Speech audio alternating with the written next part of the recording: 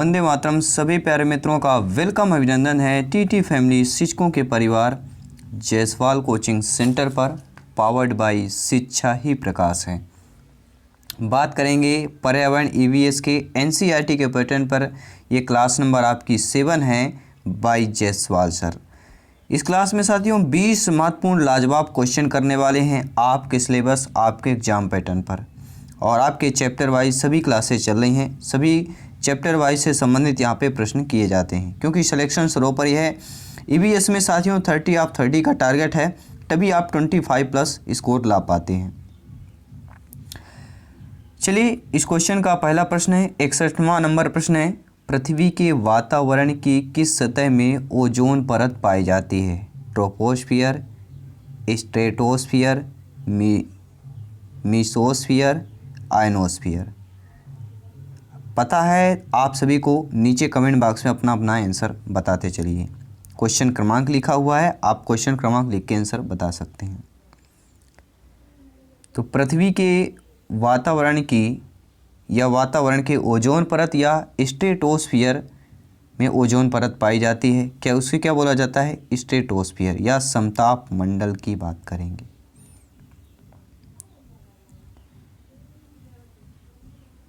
यह परत जो होती है सूर्य से आने वाली हानिकारक परावैंगनिक किरणों से क्या होता है? रोकता है। दूसरा प्रश्न है, 62 नंबर प्रश्न है। क्या प्रश्न दिया गया है ये जान लेते हैं। अधिकतर पेड़ पौधे पाए जाते हैं स्थल मंडल में, जलमंडल में, वायुमंडल में, प्रकाश मंडल में। तो साथियों अधिकतर पेड़ पौधे पाए जाते हैं वह स्थल मंडल पर पाए जाते हैं, क्योंकि स्थल मंडल पर वे सभी तत्व आसानी से पेड़ पौधों द्वारा प्राप्त किए जा सकते हैं जो उनके वृद्धि एवं विकास के लिए आवश्यक होता है। यहाँ पे विकास लिखा हुआ है। अगला प्रश्न है, वायुमंडल में नाइट्रोजन गैस की प्रतिशत मात्रा होती है। यह आया हुआ प्रश्न है, इस टॉपिक से काफ़ी सारे प्रश्न पूछे जाते हैं। तो जब भी नाइट्रोजन की बात की जाए तो 78.09, ऑक्सीजन की बात की जाए तो 20.95, और कार्बन डाइऑक्साइड की बात करें 0.03 की बात कर रहे हैं। अगला प्रश्न है, हवा का एक तीव्र भवंडर या भंवर जो समताप मंडल में बनता है और अंटार्कटिका के ऊपर छाया रहता है उसे क्या कहा जाता है? तो सभी को पता उसे क्या कहा जाता है, नीचे कमेंट करेंगे। ध्रुवीय भवंडर कहा जाता है। क्या कहा जाता है साथियों? ध्रुवीय भवंडर। और ये सारी घटनाएं कहाँ पर होती? क्षोभ मंडल के ऊपरी सीमा और समताप मंडल की निचली सीमा पर पश्चिम से पूर्व दिशा में प्रभावित होने वाली परध्रुवीय प्रबल पवन धारा को जेट स्ट्रोम कहा जाता है। तो जेट स्ट्रोम किसको कहा जाता है आपको पता चल गया होगा।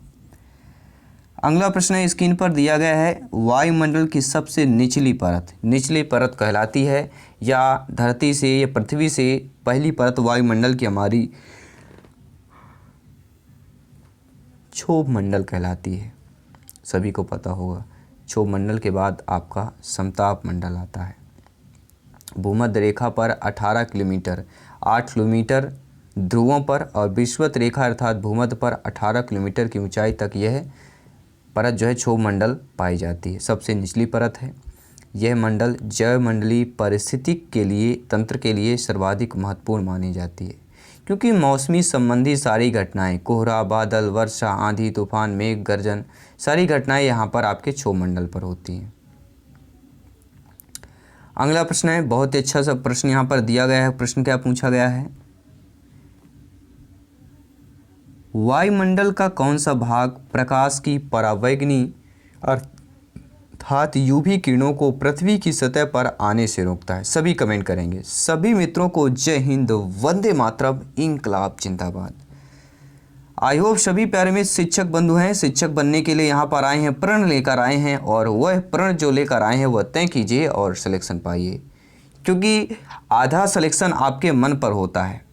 50% सिलेक्शन आपके मन से हो जाता है। मन में ठान लो 50% सिलेक्शन वहीं होता है, बाकी 50% जो कार्य है वह आपका मेहनत और वर्क और समय कर देता है। तो वायुमंडल का ऐसा भाग जो प्रकाश की परावैंगनी यूवी किरणों को पृथ्वी की सतह पर आने से रोकता है वह हमारा सभी को पता है समताप मंडल कहलाता है। अगला प्रश्न दिया गया है, पृथ्वी के वायुमंडल में निम्नलिखित में से किस गैस का प्रतिशत अन्य गैसों की तुलना में अधिक है? सभी को पता है क्या पूछा गया है, वायुमंडल में किस गैस का प्रतिशत अन्य गैसों की तुलना में अधिक है? तो भैया जिसका सबसे अधिक होगा तो अन्य गैसों की तुलना में अधिक है, नाइट्रोजन की बात करेंगे।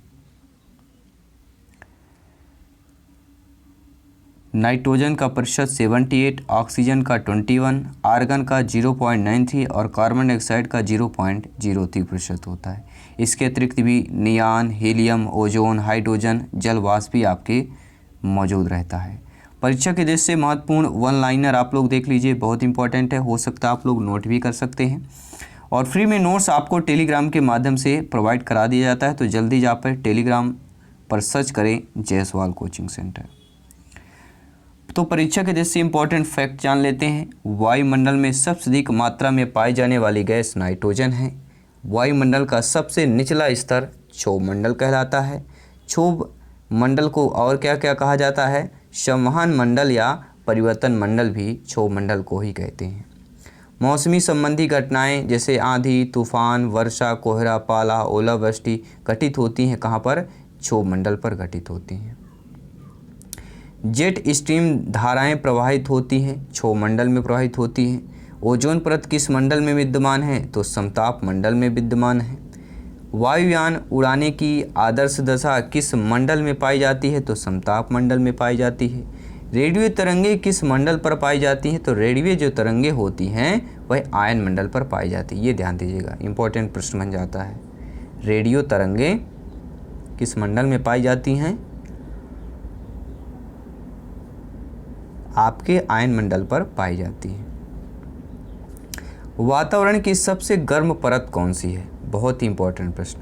वातावरण की सबसे गर्म परत थर्मोस्फियर, ट्रोपोस्फियर, स्ट्रेटोस्फियर, आपका मेसोस्फियर। तो वातावरण की सबसे गर्म परत, जी हाँ, कमेंट कीजिए नीचे कमेंट बॉक्स में।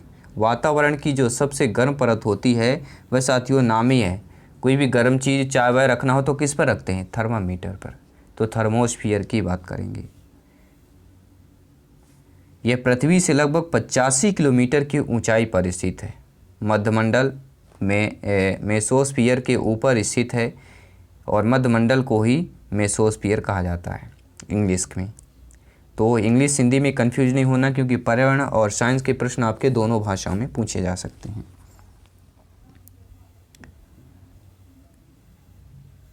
अगला प्रश्न आइए जान लेते हैं। 69 नंबर प्रश्न आप लोगों की स्क्रीन पर क्या दिया गया है? पृथ्वी से भेजी जाने वाली रेडियो तरंगें होती हैं, वायुमंडल के किस परत द्वारा पृथ्वी पर वापस लौट आती हैं?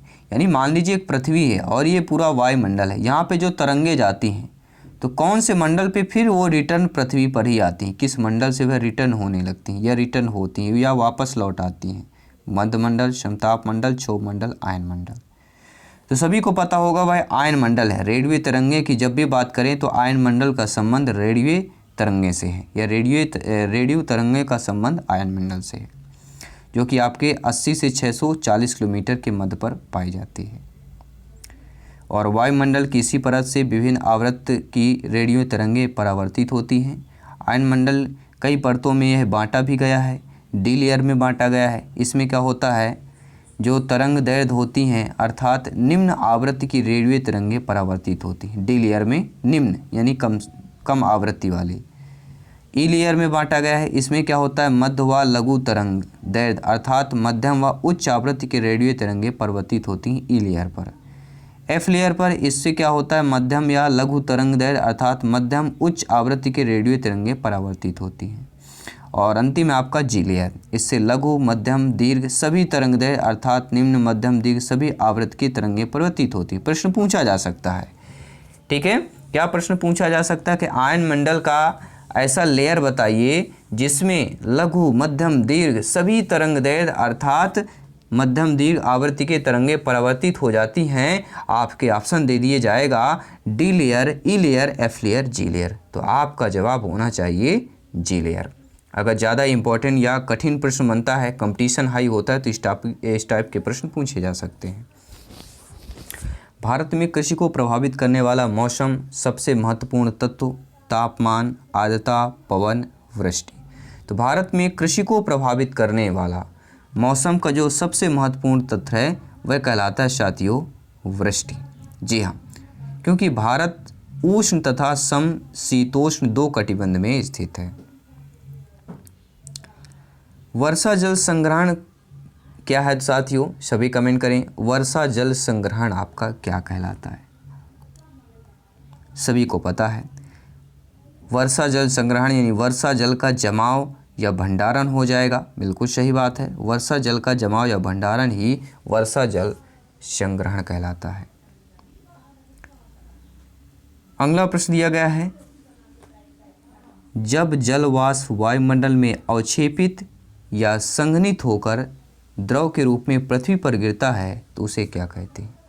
वायुमंडल में अवक्षेपित या संघनित होकर द्रव कोई पृथ्वी पर गिरता है उसे बादल, वर्षा, बर्फ या जलवाष्प कहते हैं। सभी कमेंट करेंगे। 4 ऑप्शन आपके दिए गए हैं, तो सभी को पता है वह संघनित हमारा क्या कहलाता है साथियों? वर्षा कहलाती है। जल चक्र के अनुसार जब सूर्य के ताप के कारण जल वाष्पित हो जाता है तब ठंडा होने पर जल वाष्प संघनित होकर बादलों का रूप ले लेता है। यहाँ से यह वर्षा हिमवृष्टि के रूप में धरती या समुद्र पर नीचे गिरता है। बहुत सारे होता है कि ऊपर जो पानी जाता है, ठीक है, वाष्पित जो होता है ऊपर इकट्ठा कैसे हो जाता है। तो जैसे आप देखिए ऊपर जाते जाएंगे, पृथ्वी से दूर जाते जाएंगे, वायुमंडल के प्रवेश में आएंगे, ऊपर जैसे जैसे जाएंगे क्या है, दबाव कम है, वहाँ पर आपका ठंड बढ़ेगा। ये आपको ध्यान देना, ठंड बढ़ेगा और वायु दबाव कम होता है, इसलिए बादल के रूप में ये वृष्टि होती है। भारत के किस राज्य में सर्वाधिक वर्षा होती है? सभी को पता है, मासिमराम मेघालय की बात करेंगे, जो अपनी प्राकृतिक सुंदरता और अत्यधिक वर्षा के कारण प्रसिद्ध है और मेघालय के इस स्थान को विश्व में सर्वाधिक वर्षा वाले स्थान के रूप में जाना जाता है। मासिमराम में 12-21 सेंटीमीटर वर्षा होती है, महाद्वीप एवं महासागर पर जो कि कम होती है। तो जिन्होंने मेघालय या मासिमराम पर घूमा हो, ट्रैवल किया हो, नीचे कमेंट करें, हम उनसे कुछ बातचीत भी करेंगे। ठीक है, पार्टिकुलर बातचीत करेंगे। जिन्होंने मासिमराम मेघालय राज्य पर घूमा हो या वहाँ से हो, बिलोंग करते हो, वहाँ रिलेशन हो, वहाँ पर आपने घूमा होगा, तो हम आपसे ज़रूर कांटेक्ट करेंगे। नीचे कमेंट बॉक्स में ज़रूर कमेंट कीजिएगा। According to population size the largest continent is, अर्थात साथियों जनसंख्या के अनुसार या जनसंख्या के आकार के अनुसार बृहत्तम महाद्वीप कौन सा है? According to population size the largest continent is, option number आपका हो जाएगा साथियों, कौन सा होगा? नीचे कमेंट करें कौन सा होगा। उत्तरी अमेरिका, एशिया, अफ्रीका, यूरोप होगा। ये बहुत ही इंपॉर्टेंट प्रश्न था, बहुत ही हाईजेस्ट वाला प्रश्न है और ये आपके एग्जाम में पूछा गया प्रश्न है, इसलिए आपका जो इसका आंसर है नीचे कमेंट बॉक्स में बताना है इसका राइट आंसर क्या होगा। जनसंख्या के आकार के अनुसार बृहत्तम महाद्वीप कौन सा है, सबसे बड़ा महाद्वीप, कमेंट कीजिएगा। अगला प्रश्न जान लेते हैं, कौन सा सागर यूरोप को अफ्रीका से अलग करता है? लाल सागर, काला सागर, अरब सागर, भूमध्य सागर। ऐसा सागर जो यूरोप को अफ्रीका से अलग करता हो वह हमारा भूमध्य सागर कहलाता है। अगला प्रश्न आइए जान लेते हैं कि मर्ज सागर क्या है। यह आपके एग्जाम पर पूछा गया प्रश्न है कि मर्ज सागर है क्या। तो सभी को पता है कि मर्ज सागर क्या कहलाता है। ऐसा सागर जिसका पानी जहरीला हो, ऐसा सागर जो सभी महासागरों व सागरों से भी ज़्यादा नमकीन हो, यानी लवणता की बात कर रहे हैं। ठीक है, जब जहाँ पर भी लवणता की बात आए तो समझ लीजिए मर्ज सागर की बात की जा रही है। इजराइल के एक मर्ज सागर में 340 ग्राम प्रति लीटर लवणता पाई जाती है, यानी 1 लीटर उस सागर के जल में 340 ग्राम क्या है, लवणता पाई जाती है, नमक पाई जाती है। इसलिए नमक की अधिकता इसे सघन बना देती है। महासागरों में निम्न में से कौन सा लवण सर्वाधिक मात्रा में पाया जाता है?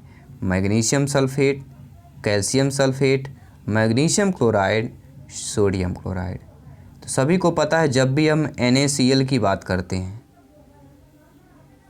तो राइट ऑप्शन हमारा सोडियम क्लोराइड हो जाएगा। साल्ट या नमक सर्वाधिक मात्रा में पाया जाता है सोडियम क्लोराइड लवण के रूप में, जिसके कारण महासागर का जल नमकीन होता है।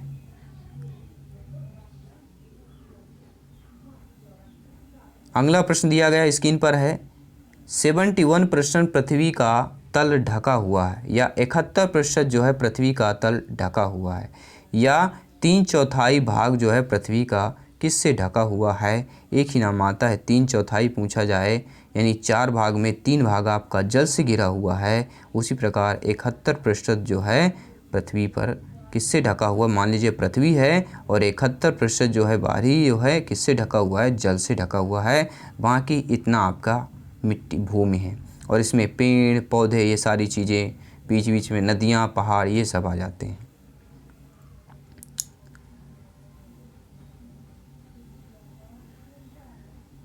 महासागर पृथ्वी पृष्ठ के अधिकांश जगह आवृत किया है, जो लगभग है। देखिए महासागर पृथ्वी पृष्ठ के अधिकांश जगह ये आवृत किया है, वह भाग सभी को पता है क्या हैगा, 3/4, जो कि हम आपको ऑलरेडी बता चुके हैं। पृथ्वी के जलीय भाग में जलमंडल कहा जाता है, जिसमें सागर नदियाँ महासागर शामिल होते हैं। पृथ्वी के 3/4 भाग पर जलमंडल है, परंतु महासागर में जो विस्तार है वह 2/3 भाग पर है। अगला प्रश्न है समुद्र का कितना प्रतिशत जल पीने योग्य है। ये बहुत बार पूछा गया है, ठीक है। तो आपका ऑप्शन नंबर सी होगा 0.065% जो है समुद्र का। देखिए पूरे विश्व की बात, पूरे जल की नहीं बात कर रहे हैं, केवल समुद्र के पानी के पीने वाली की बात कर रहे हैं, कितना योग्य है।